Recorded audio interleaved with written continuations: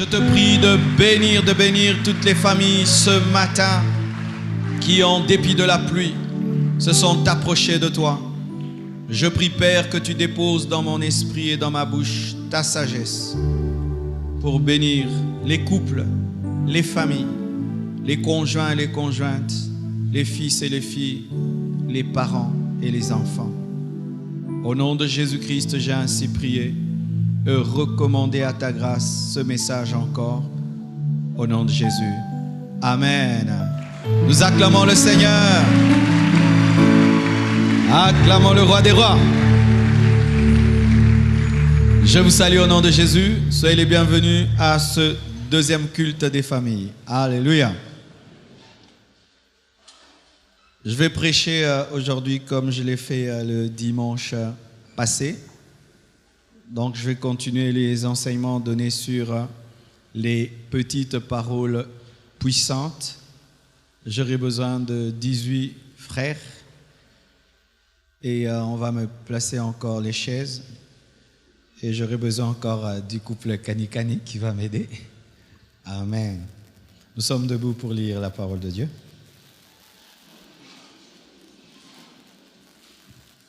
Nous allons lire qu'un seul passage. Proverbe 18, verset 21. La mort, Proverbe 18, 21, la mort et la vie sont au pouvoir de la langue. Quiconque l'aime en mangera les fruits. Que Dieu bénisse sa parole. Asseyez-vous. Dis à ton voisin de gauche des petites paroles puissantes. Ton voisin de droite. Il y en a qui ne connaissent pas leur droite. Ton voisin de droite. Ton voisin de devant. Ton voisin de derrière. Seulement ton voisin qui te sourit. J'espère que ton épouse te sourit. Amen. J'ai commencé cet enseignement dimanche passé. Je veux continuer ce dimanche. Avec l'expérience du premier culte, on n'a pas pu finir, donc je reviendrai encore dimanche prochain. C'est l'avantage d'être pasteur. Amen. Tu prêches quand tu veux. Amen. Vraiment, je vous demanderai de prendre très au sérieux cet enseignement, car la parole a la capacité de donner la vie et de donner la mort. Par ta parole, tu peux bâtir ton couple et par ta parole, tu peux détruire ton couple. Par ta parole, tu peux bâtir tes enfants et par ta parole, tu peux détruire tes enfants. Je suis en train de faire des recherches sur les hommes qui ont influencé le monde et surtout ceux qui sont morts. Et la plupart de ces hommes, quand ils se détruisent, certains meurent de suicide, d'autres meurent de drogue. Quand on fait l'étude de leur vie, on rentre dans leur passé. Tu vas trouver un père qui a maltraité sa fille, un père qui a maltraité son fils, et il a décidé de prouver au monde entier qu'il est un grand homme, seulement pour prouver quelque chose à son père. Et demain, il se drogue pour être performant. Et vous voyez un jeune garçon de 34 ans mourir à fleur de l'âge parce qu'il voulait prouver quelque chose à son père qui jamais lui a dit bravo. Apprenons à dire à nos enfants bravo. C'est merveilleux. Et pas seulement dans le domaine des études, même dans des petites choses. Tu joues avec lui au ballon, il marque, acclame-le. Tu joues avec lui au ping-pong, il marque, acclame-le. Tu joues avec lui au billard, il marque, acclame-le. Apprenons cela, à remplir nos enfants d'émotions fortes d'amour qui les aideront à devenir des hommes. Amen. Par ta parole, tu peux détruire, par ta parole, tu peux tuer. Et je parle des petites paroles, pas des grandes, mais qui ont une grande puissance. J'ai parlé de merci, de pardon, je sors, au revoir, je vais à tel endroit, je serai en retard, bonne nuit, bon appétit, bon anniversaire, bonjour, je t'aime, je suis fier de toi, je ne regrette pas de t'avoir épousé. Et aujourd'hui, nous allons parler de prions. Qui peut dire prions? Prions. Dire prions dans un couple, dans une famille, nécessite la foi en Dieu, nécessite que tu puisses être sensible à la présence de Dieu. Aujourd'hui, dans les familles, les gens prient de moins en moins à cause de la télévision, à cause de l'Internet.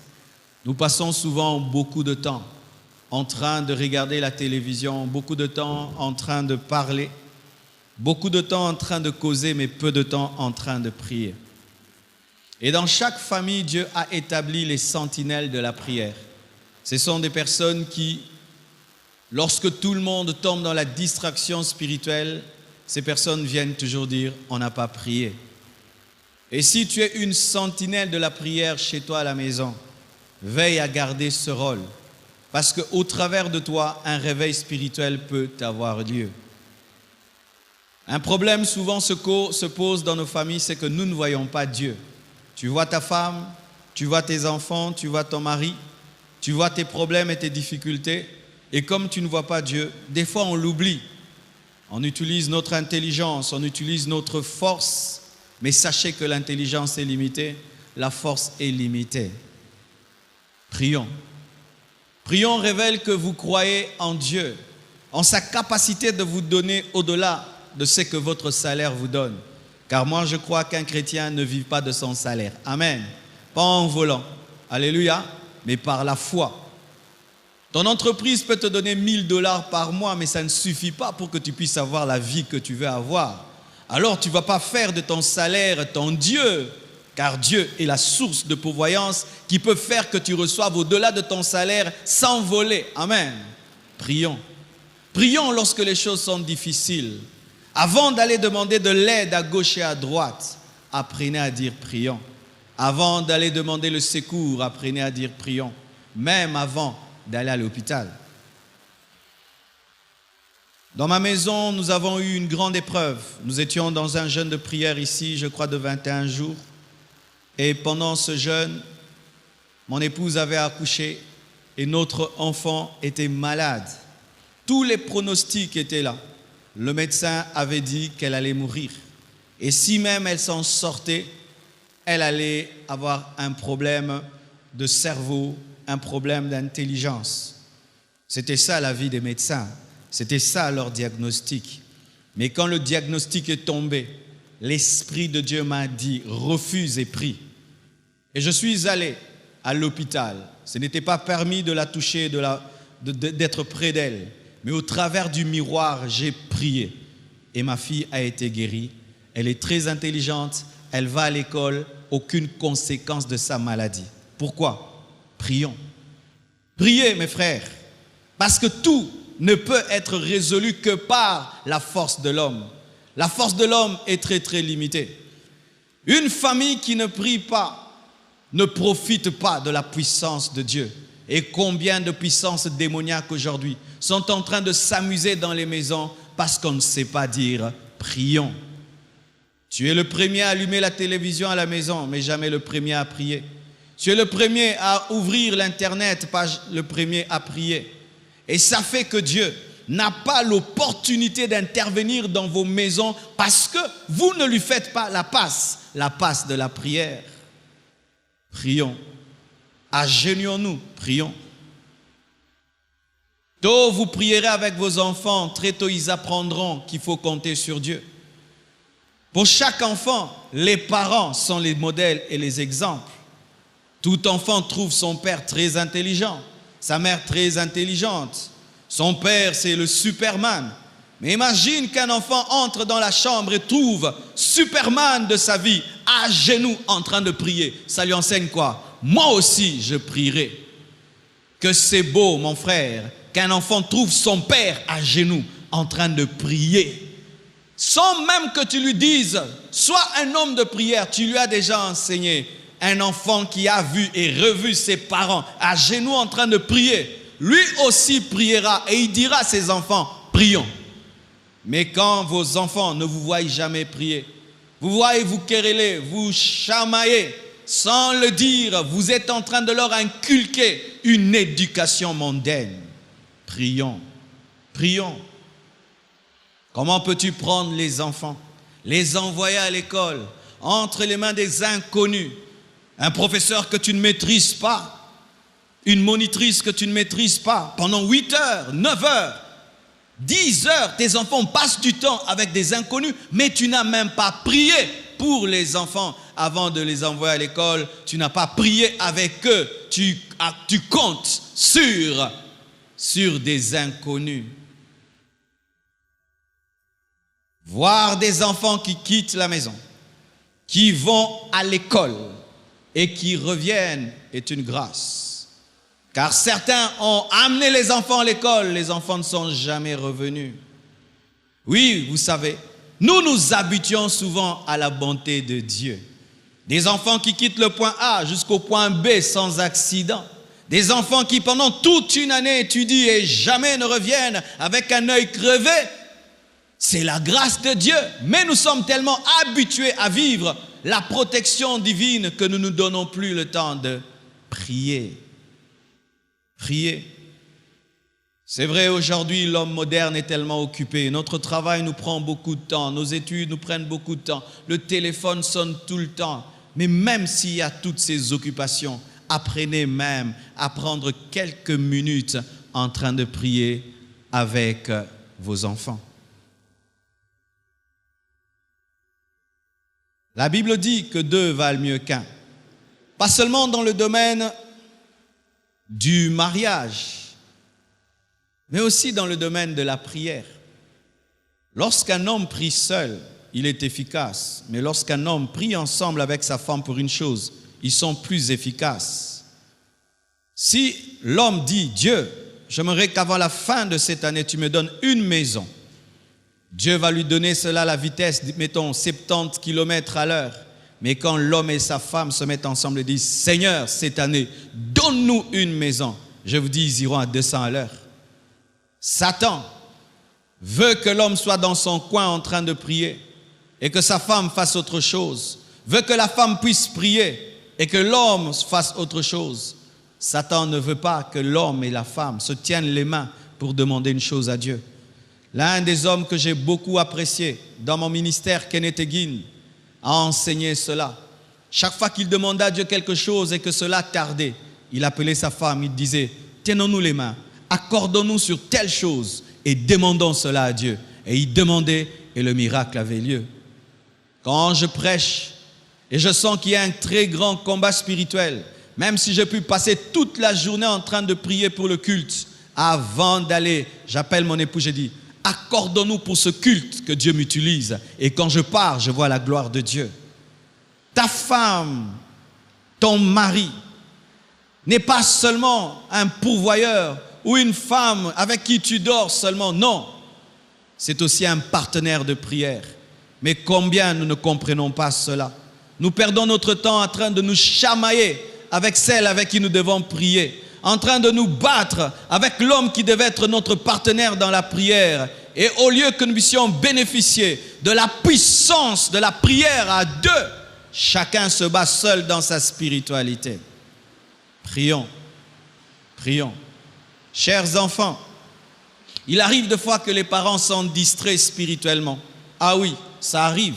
Parce qu'il n'est pas dit que parce qu'on est parent, qu'on est toujours plus spirituel que les enfants. Des fois, les enfants sont plus spirituels que les parents. Des fois, les enfants maîtrisent la prière plus que les parents. Et des fois, Dieu, dans la famille, n'établit pas le père ou la mère comme étant leader spirituel de la prière, mais il établit peut-être la fille, peut-être le garçon. Il faut avoir l'humilité. Lorsque Dieu élève dans votre maison, peut-être pas vous, mais les enfants, où vous sentez une certaine grâce spirituelle dans l'enfant, il faut vous humilier afin de laisser cet enfant vous amener dans une plus grande hauteur et il peut vous conseiller, dire, papa, vous voyez, pour tel problème, Dieu m'a dit que toute la maison puisse jeûner. Ne dis pas, toi tu es qui? Moi je suis ton père. Ah non, dans le domaine spirituel, cela n'existe pas, car Dieu peut prendre Gédéon afin de libérer Israël alors qu'il est le plus petit de la plus petite famille.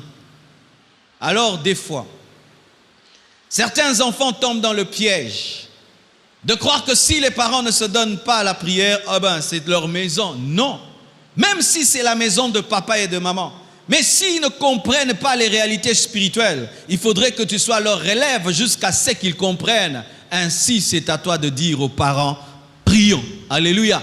Et si les parents refusent, entre vous les enfants, priez. Amen. Et qu'est-ce qui arrive? À force de prier, ils finiront par être touchés par la puissance de vos prières et ils prendront la relève et comprendront que ce sont eux qui sont établis chefs. J'aimerais parler aux pères. De plus en plus, nous les pères, nous sommes devenus des missionnaires dans le domaine de la prière. Ce sont plus les enfants, plus les mamans. C'est rare qu'on entende dans une maison que papa est entré en retraite. Vrai ou faux? C'est rare. Mais souvent on entend quoi? Maman est allée en retraite. Les enfants sont allés en retraite. Maman est allée en retraite. C'est rare qu'on entende que papa est en jeûne et prière pour la famille.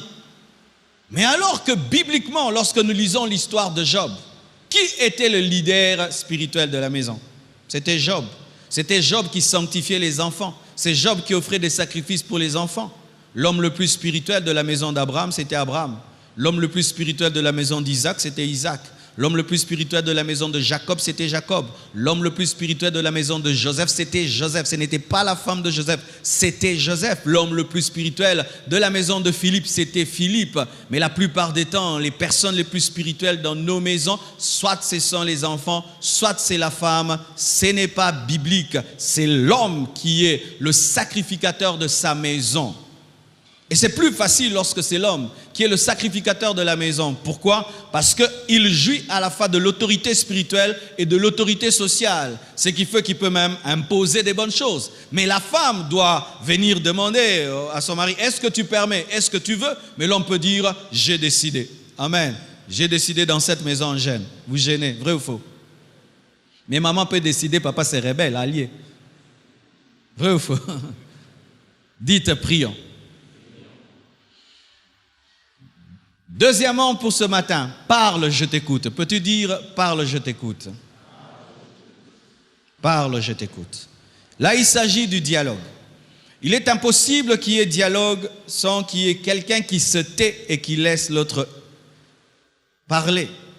Souvent, dans nos maisons, c'est la cacophonie. Tout le monde parle au même moment. Le mari parle, la femme parle. Les parents parlent, les enfants parlent. Non. Parle, je t'écoute. Te permet de profiter de la sagesse de l'autre et de l'intelligence de l'autre. J'aimerais un peu parler à nous les hommes. Souvent, nous pensons, nous les hommes, qu'étant hommes, nous sommes toujours plus intelligents que nos femmes. C'est pas vrai, hein? Je vais prouver. Une fille étudie. Toute sa vie, elle a distingué 80, 80, 80, et puis elle se marie à un homme. Et l'homme, toute sa vie, il a étudié aussi, il n'avait que 50, tangente, tangente, tangente. Et puis il se marie. Parce que cet homme-là qui avait tangente tout le temps a épousé une femme qui avait 80. Du coup, il faut un échange de cerveau. Non. Vous devez savoir, cher papa, que tu peux avoir une femme plus intelligente que toi. Tu sais aussi que tu peux avoir une femme plus sage que toi. Il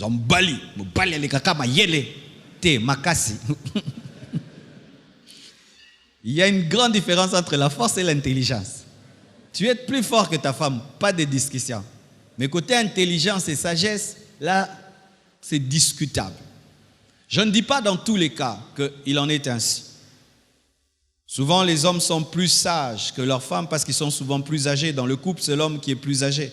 Ainsi, il a plus d'avance dans la vie. Mais des fois, il y a des femmes qui sont plus sages que leur mari.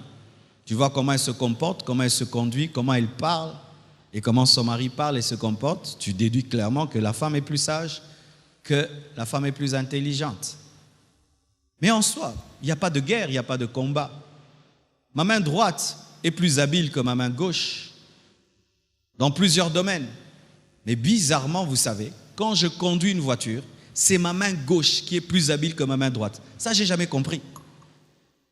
Avec ma main droite, si je conduis une voiture, je peux avoir un accident. Mais ma gauche aussi. Ah, mon pila. Mais je ne suis pas gaucher. Mais dans le domaine de la voiture, ma gauche est vraiment presque parfaite. Alors qu'est-ce qui se passe? Dans tous les autres domaines, ma main gauche ne réclame rien. Elle laisse ma main droite faire. Mais quand il s'agit de conduire, boum, c'est elle qui vient. Pourquoi? C'est son domaine. Cher papa, la femme que Dieu te donne est un trésor. Il faut faire l'étude du trésor. Il y a des trésors en or, des trésors en diamant, des fois mélange or-diamant. Tu dois faire l'inventaire du trésor que Dieu t'a donné, ta femme. Et regarder en elle les domaines qu'elle maîtrise plus que toi. Et lorsque vous êtes face à un problème, tu dis à ta femme, attaquez. Alléluia. Moi, il y a des domaines que je ne traite pas. Et il y a des domaines que ma femme ne traite pas. Nous sommes une équipe. Le numéro 5 n'est pas le numéro 10, le numéro 10 n'est pas le numéro 5. Si le numéro 10 devient gardien de but, on va tirer Olia Yamba, Toulou, un gars dribblé, baboto les ballons. Et mettez un numéro 2, il devient numéro 9. On va lui donner la passe, au lieu de donner un coup de tête, touche. Pourquoi? Ce n'est pas son terrain. Chaque fois que les gens viennent dans ma vie, mais dans le domaine de ma femme, j'appelle ma femme. Et chaque fois que des gens viennent dans sa vie, dans mon domaine, elle m'appelle. Ainsi, pour certaines choses, elle te dit, ça, vois le pasteur. Et moi aussi, dans certains domaines, je dis, ça, vois maman blanche. Ça ne me diminue pas. D'ailleurs, je deviens plus fort parce que j'ai un double cerveau. Reconnaître la sagesse et l'intelligence de ta femme ne te diminue pas. Au contraire, tu deviens double. Double. C'est-à-dire dans le domaine où moi-même, je peux maintenant, mais par ma femme. Parce que quand maintenant le numéro 9 a marqué le but, même le gardien de but saute. Mais est-ce qu'il a marqué? Il a marqué par le numéro 9. Je marque par ma femme, elle marque par moi. Nous ne sommes pas en compétition ni en rivalité, nous nous complétons. Mais qu'est-ce qui arrive souvent, nous les hommes? Étant donné qu'on nous a dit en Afrique que l'homme dépasse toujours la femme,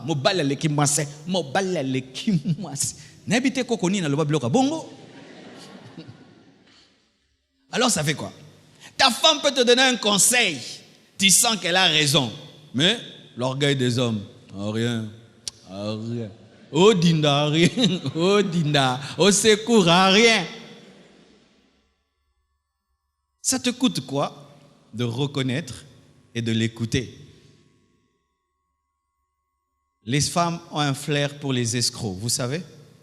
Elles ont le don pour détecter les escrocs. Elles ont quelque chose en eux. Quand un escroc est là, elles sentent toujours. Chérie, moutoyo, mouyibi.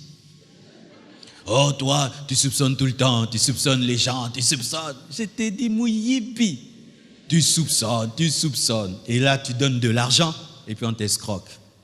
Parce qu'il faut reconnaître que yoka quitté. Et comme il passe, chérie, où sont les 20 000? Tu vois les 20 000 là? Je ne t'avais pas écouté. Écoutez. Aussi, les parents. Les parents aussi, des fois, ont un problème. Les parents pensent que les enfants restent des enfants. Même quand tu as la barbe, ils peuvent t'appeler fiston. Chers parents, alléluia. Souvent, les parents, vous avez un problème et nous avons un problème, c'est que le fait d'avoir vu un petit bébé qui ne parlait pas, tout petit dans tes bras, à qui tu as donné le sein, que tu transportais, des fois nous n'avons pas le temps de voir ces enfants grandir et de te rendre compte que le petit enfant de 2 ans, maintenant à 25 ans, c'est quand tu vois un gaillard de 35 ans, tu dis, éteins la télé, va dormir. Moutou à 35 ans. Mère. Pourquoi? Les parents ne se sont pas rendus compte que l'enfant a grandi. Chers parents, sachez que des fois, dans la vie, vous avez besoin de mise à jour. Que les enfants, des fois aussi, vous éduquent. Pas dans le sens d'éduquer un inférieur, mais vous donner des nouvelles informations. Pourquoi? Parce que pour ma part, je n'ai jamais éduqué un enfant de 30 ans. C'est sûr que lorsque mon fils aura 30 ans, j'aurai un problème. Pourquoi? Je n'ai jamais éduqué un enfant de 30 ans. Alors, il doit m'aider. Il doit m'aider. M'expliquer un peu, un garçon de 30 ans fonctionne. Comment? Parce que je peux continuer à le traiter comme s'il avait 12 ans alors qu'il a 30 ans. Tu peux dire pendant un temps à tes garçons, dans cette maison, on ne parle pas des filles, les études. C'est bien, à un certain moment. Mais un jour, ton garçon peut venir. Papa, tu vois celle-là? Dans cette maison, on ne parle pas des filles.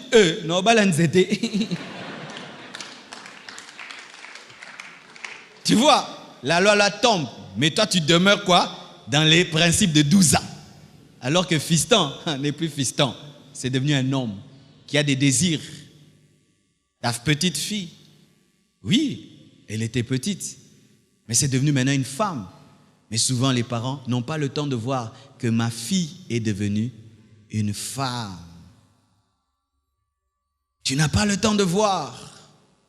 Et quand tu l'écoutes comme si c'était la gamine, alors que maintenant, elle a la sagesse de la vie.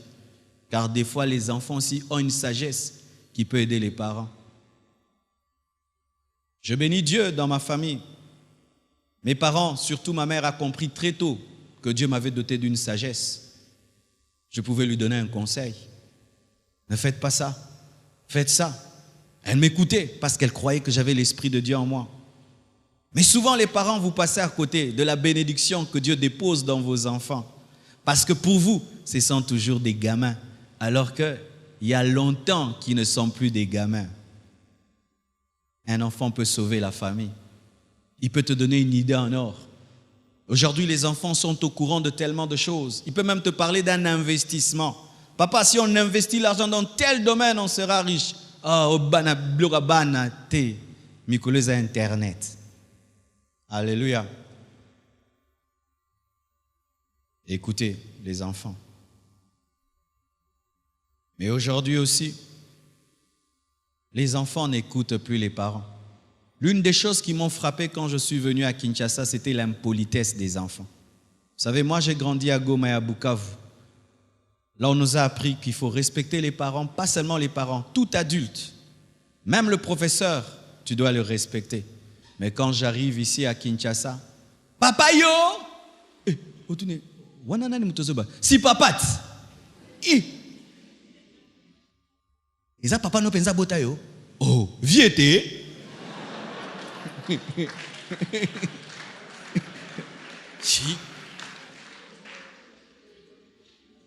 Et avec les Français d'aujourd'hui, tu me saoules, vous me saoulez dans cette maison, vous me saoulez. Tomez le sac et ma sang. Vous me saoulez, un peu plus, cassez-vous. Quelle malédiction. Quelle malédiction. Est-ce que vous écoutez vos parents? Certains ici même, vous vous mariez sans écouter vos parents. Quelle erreur vous faites. Vous savez l'erreur? La voici. Vous voyez mon fils qui est là? Il grandit. Je le connais bien. Et plus il grandira, je le connaîtrai mieux. Et je peux savoir ce qu'il aime et ce qu'il n'aime pas. Le connaître en profondeur. Et imaginez un jour, à 25 ans, il me vient avec une fille. Papa, voici Jeannette, je vais l'épouser. Nathalie Jeannette Ango. Le contraire de tout ce qu'il m'a toujours dit qu'il a aimé dans sa vie. Toute sa vie, c'était un enfant ordonné, propre. Mais il m'amène une femme sale. Je saurais qu'il est envoûté. Pour changer la mort teboué.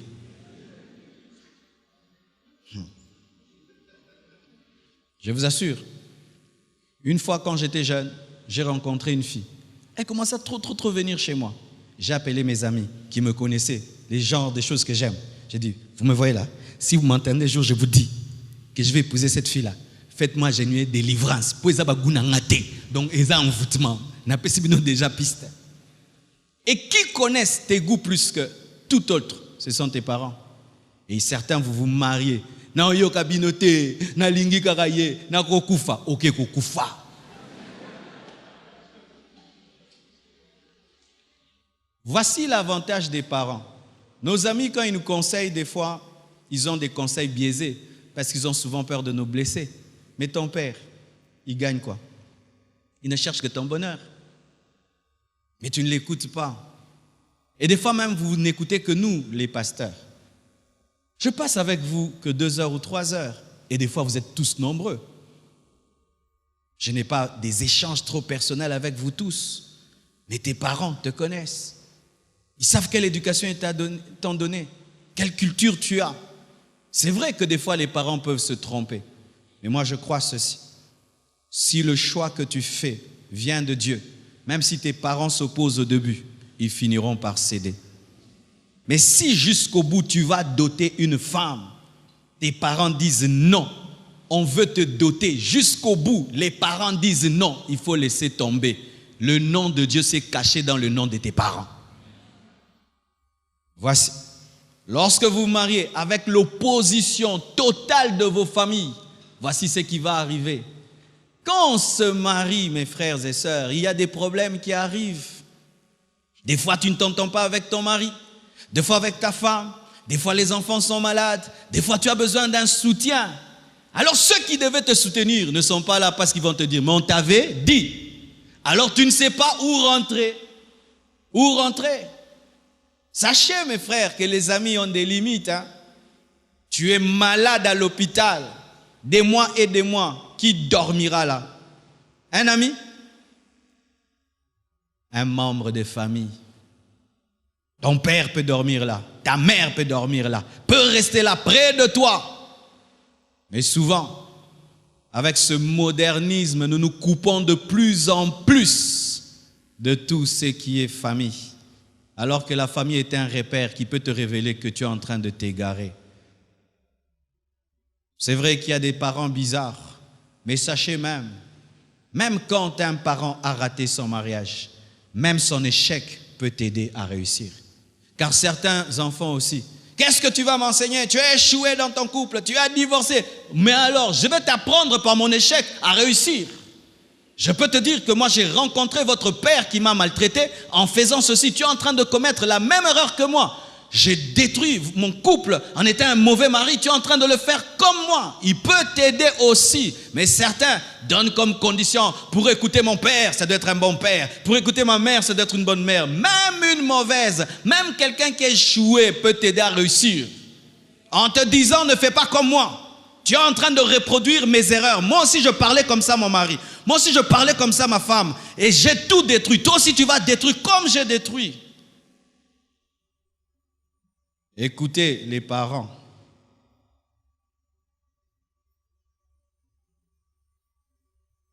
Les parents ont plus de sagesse que nous. Ils ont vécu avant nous. Donc, ils ont plus d'expérience. Quel est cet orgueil-là que nous avons? Tu as 30 ans, tu penses être plus sage que quelqu'un qui a 60 ans. Mais quelle prétention! On est à le fond de ma casse. Quelle prétention! Apprenez à écouter, même s'ils disent souvent les mêmes choses, parce que les parents disent toujours les mêmes choses. Un jour, une maman de notre église était morte. Maman Lucie. J'ai habité chez elle pendant mes temps difficiles quand je manquais de maison. J'habitais chez elle, cette maman me nourrissait. Et en habitant chez elle, j'ai découvert, cette femme conseillait tout le temps ses filles. Tout le temps, ses filles, ne faites pas. Elle était toujours derrière ses filles. Elle avait des très grandes filles, très belles. Et tout le temps, elle parlait. Ses filles étaient excédées, fatiguées des conseils de leur mère. Le jour que la mère est morte, entendez les enfants pleurer. Qui va nous interdire? Qui me dira de rentrer à temps? Qui me dira de ne plus m'habiller comme ceci? Qui me dira que cet homme-là n'est pas bien pour moi? Qui me dira? Elles se sont rendues compte qu'en soi, maman n'était pas là pour énerver. Elle était là pour protéger. Et je vous assure, après elle, on a senti qu'elle était morte, car des choses qui ne se passaient pas ont commencé. Écoutez, j'aimerais parler aussi aux femmes. Dieu a donné aux femmes une grâce, une vitesse labiale. Vous connaissez la vitesse labiale? La vitesse en parole. Pendant que toi, tu places 2, elle est à 10. Souvent, quand tu épouses un homme qui bégaye à Obetolikov, pour stopper vitesse. Les femmes parlent vite. Vite. Elles ont le don de réponse. Et ça fait quoi? Le fait que Dieu vous a permis de parler plus vite que nous, vous ne nous laissez même plus le temps de placer une phrase. Alors c'est quoi maintenant? On vous laisse.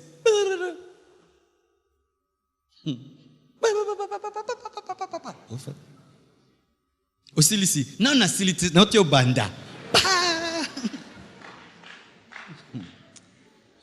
Alors comme l'homme ne sait pas parler aussi vite que toi, boum, il m'a tapé, oui, il t'a tapé, il a très mal fait. Pourquoi il t'a tapé? Chère femme, quand un homme parle, la femme se tait et écoute. Dites Amen. Dites Amen. Si quand je dis là, ça t'énerve, tu es insoumise. Oui. Oh, quand je parle, ma femme doit se taire. Je parle. Quand j'ai fini, elle parle. Mais quand je parle, elle doit attendre que le chef finisse. Bongote, bongote. Et bongo. Et ça bongo.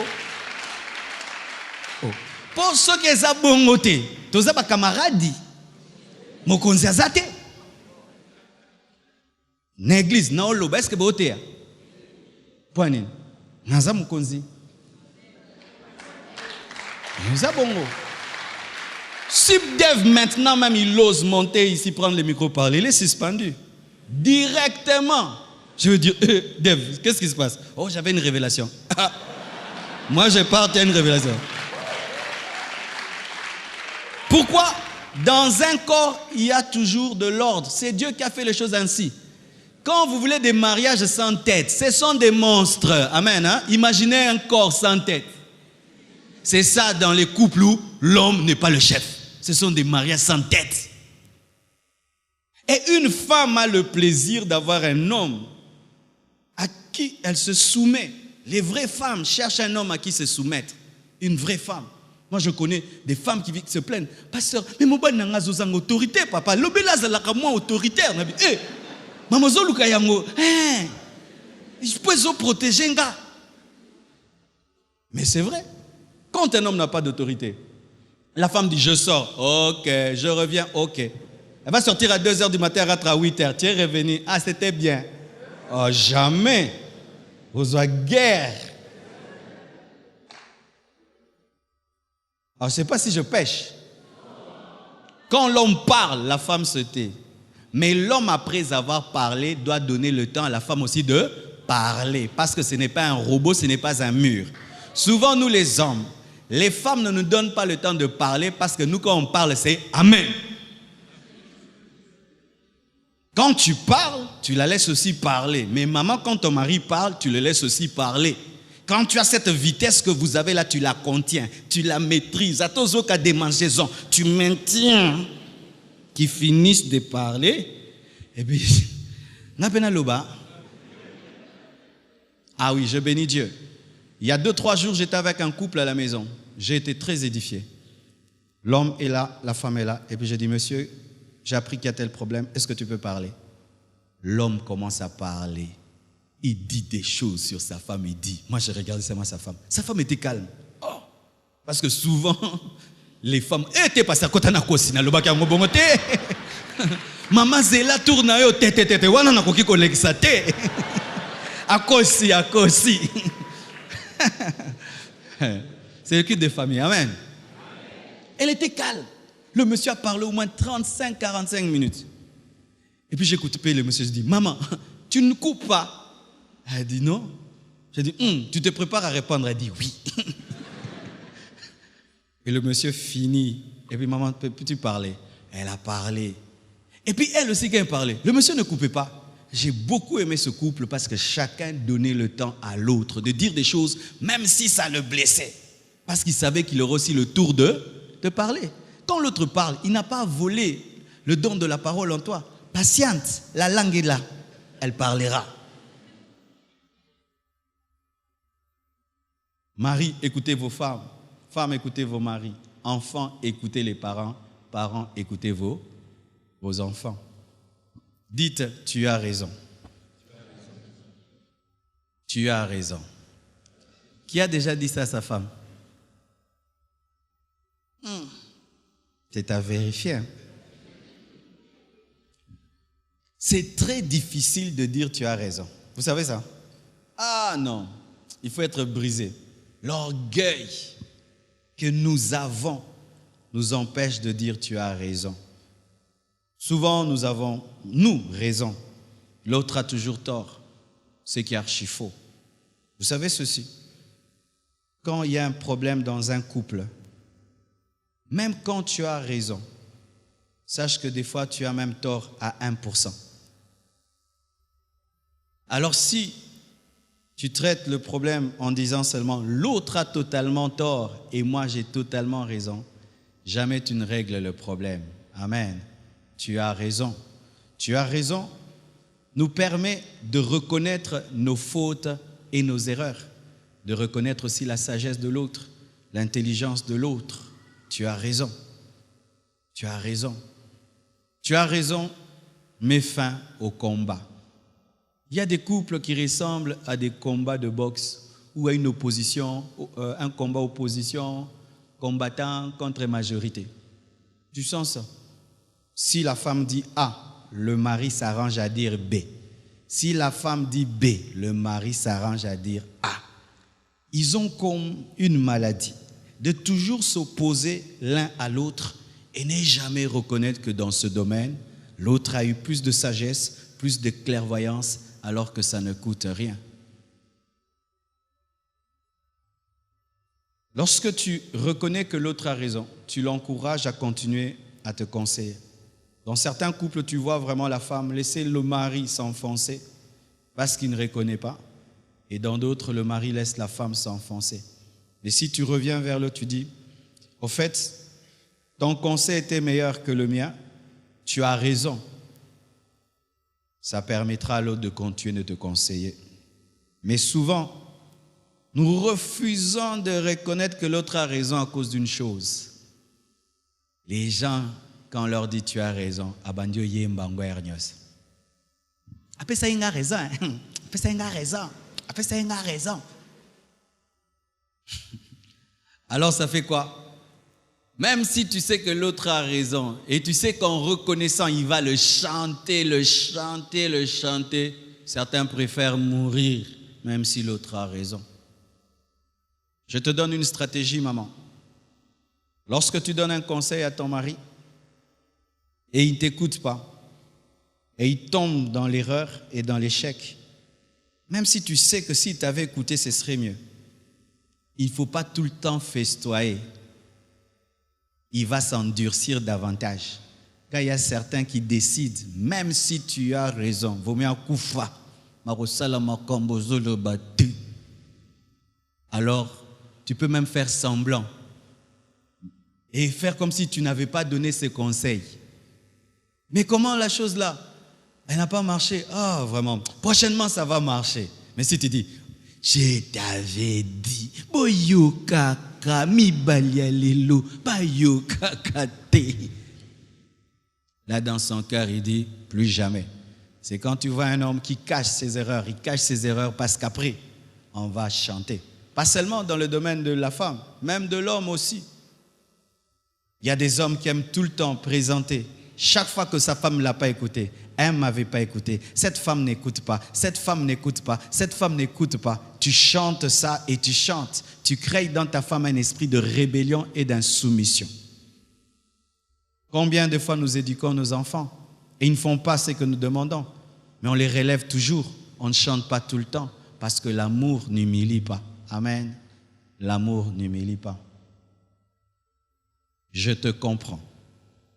J'aimerais arrêter là. Je te comprends. Ne prenez jamais à la légère les menaces de l'autre, les plaintes de l'autre. Vous savez, quand on est marié longtemps, on commence à s'habituer aux plaintes de l'autre.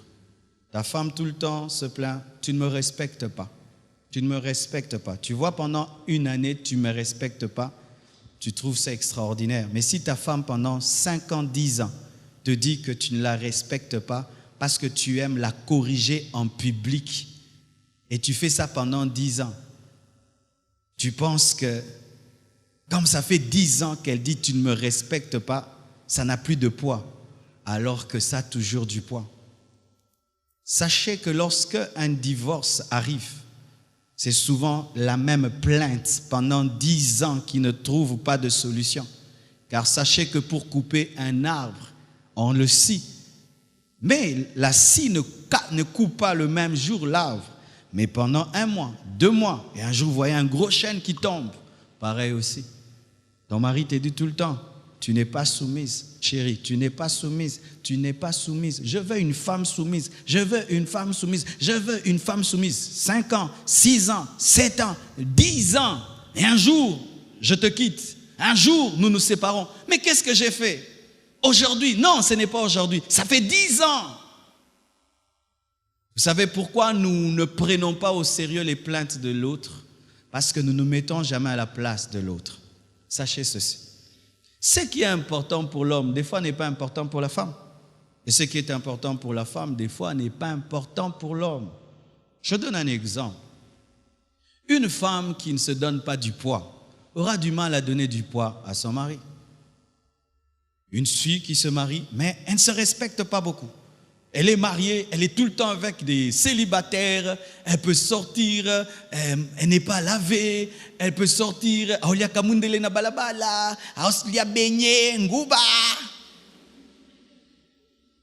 maintenant une femme comme ça épouse un monsieur qui voudra être traité comme un roi, serait étonné. Non, c'est toi qui as un problème, tu ne te respectes pas, c'est pourquoi tu penses que l'homme aussi ne se respecte pas. Il y a des hommes insensibles. Je t'aime, ça ne lui fait rien. Même si tu l'insultes, il rigole. Vous connaissez des gens pareils? Hein? Il rigole. C'est-à-dire qu'il est insensible aux blessures, aux paroles dures. Alors cet homme aussi va commencer à dire des choses à sa femme. Yo penza. Et quand la femme pleure, oh les la poanine, oh les la poanine. Pourquoi? Il pense que sa femme est insensible comme lui. Et dans le sens contraire, on a des hommes, il est marié, mais tu le vois au coin de la rue, en train de jouer aux dames. Lia, lia. Mais moukolo, abala, lia, na coupé, na cinglé. Je suis. Vieux Boris. Ah, vieux Boris. Mais il épouse une femme classe. Quand cette femme va réclamer le respect, il va trouver que c'est bizarre. Sachez ceci. Ta femme, c'est ta femme. Toi, c'est toi. Vous n'êtes pas les mêmes. Alors, ce qui est important pour toi, peut-être n'est pas pour elle, mais comprends-la. Et essaye de te mettre à sa place. Des fois, de toutes petites choses peuvent détruire. Je me souviens, moi, quand j'étais célibataire, je ne permettais jamais à une fille de me dire yo. Yo. Moi, c'est pas yo. Yo, c'est un coup d'état. Yo. Alors, il y a une fille, quand j'étais à l'université, je voulais l'épouser. Et un jour, on est en train de parler sur la route. Et on s'est un peu chamaillé. Elle m'a dit yo. Vous savez, j'ai fait ça. Elle a ajouté si-yote. Silic. Yo. Vous savez pourquoi? Je me suis vu dans une maison, me dit yo. Je dis, yo est belé. Yo. Pourquoi? Chez elle à la maison, on dit à papa yo, maman yo, petit yo. Elle m'amène ça à moi, yo. Alors que moi, je ne dis jamais yo. C'est moi quand je prêche. Yo. Alors j'ai trouvé que il y aura des choses que moi je trouverai importantes, mais qu'elle trouvera banales. Elle pourra me manquer du respect comme ça en public. Elle rigole. Alors que moi, je me sens vraiment fini. Alors j'ai laissé tomber. Mais si vous êtes déjà marié, vous ne vous séparez pas, mais considérez cela. Parce que ce qui fait pleurer l'autre tous les jours, une petite goutte peut remplir un seau. Et puis demain, tu entends, je suis parti. Sachez ceci, qu'on est toujours sensible à la compréhension. Des fois, les gens sont très étonnés de voir un grand monsieur abandonner une très belle femme pour une personne qui n'a pas son niveau. Mais des fois, c'est là qu'on le comprend. On le comprend. Des fois, on est étonné de voir une grande dame aller avec un tout petit monsieur. Des fois, ce n'est pas toujours l'argent. Des fois, ce n'est pas toujours la beauté. Des fois, c'est seulement la compréhension. Ici, au moins, on me comprend. On me comprend. On peut lire en moi. On peut sentir ce que je sens. On peut se mettre à ma place. Je te comprends. Je te comprends. Ça fait plaisir à une femme que son mari sente qu'elle est fatiguée. Vous savez ça? Surtout nos femmes aujourd'hui. Nos femmes d'aujourd'hui travaillent beaucoup. Certains même ici dans cette église disent « Mais maman Blanche, pourquoi ?» Ah, ma femme travaille beaucoup. Ma femme est boss, grave, vous ne pouvez pas savoir. J'ai une femme chère des combats. Alors je vous assure, ne la voyez pas quand elle s'assied seulement là. Oh là là là là là. Elle travaille. Des fois, quand elle dort, même si j'ai besoin de café, de ceci, je la laisse dormir. Je me débrouille. Pourquoi? Je la comprends. Elle s'est occupée des affaires, elle s'est occupée de mes projets, elle s'est occupée des enfants, de leur école, des travailleurs, des... Oh, maman, dors. Dors, je te comprends.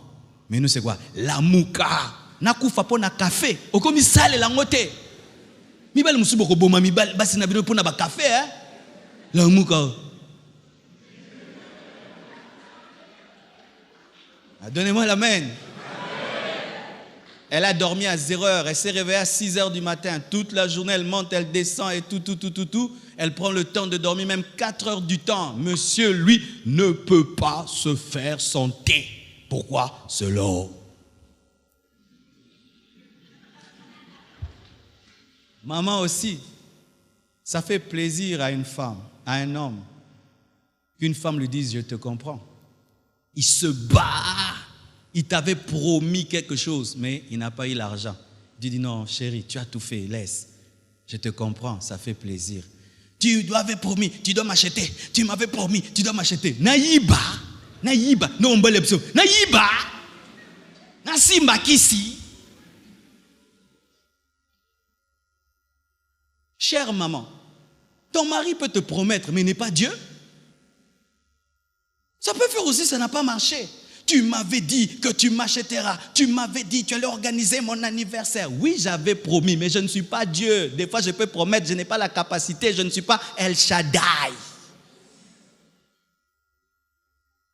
Je ne suis pas El Shaddai. Je peux promettre et je suis incapable. Je ne suis pas El Shaddai. Mais quand vous tenez vos maris sur leurs promesses comme si c'était la promesse divine, les hommes meurent de crise cardiaque. Pourquoi? C'est la femme qui dérange. C'est la femme, tu m'avais promis. Oui, j'avais promis, j'ai pensé avoir, j'ai pas eu. J'ai pas eu. Laisse-moi dormir, j'ai pas eu. La zuité, maman.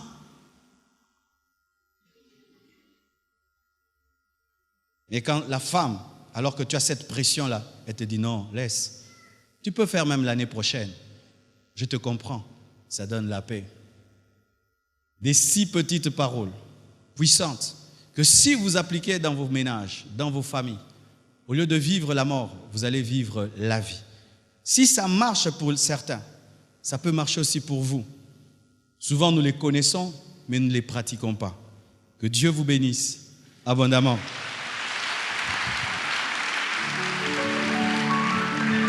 Nous allons nous tenir debout, nous allons prier.